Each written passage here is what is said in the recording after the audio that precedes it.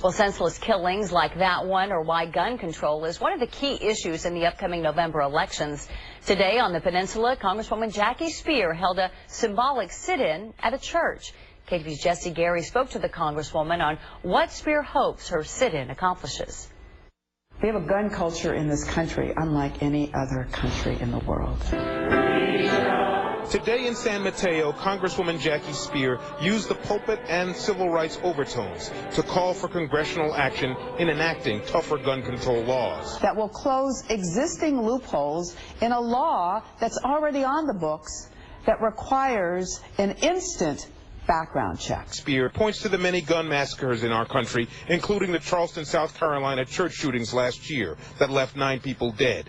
Suspect Dylan Roof reloaded his weapon 5 times while carrying out the killings. Civil rights stalwarts say long unresolved social issues are fueling mass shootings. And if we don't do something about the guilt and fear, it creates a psychological pain.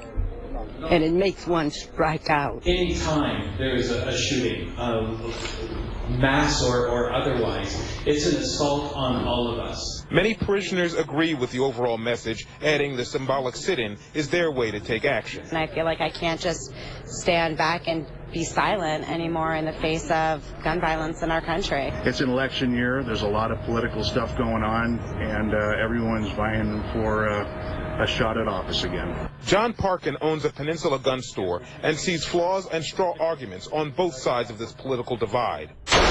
He says there are already enough laws on the books.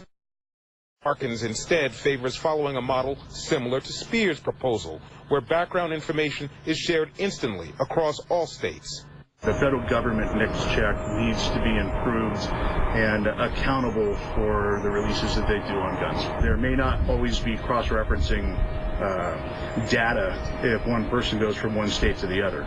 Speier wants Congress to take action on her proposal when it returns from a month-long recess, but she concedes it's unlikely anything will actually get done with something this politically sensitive before the November election or in the session after the election, also known as a lame duck session. So proponents of change on both sides of the aisle may have to wait until the new Congress and president are sworn in next year.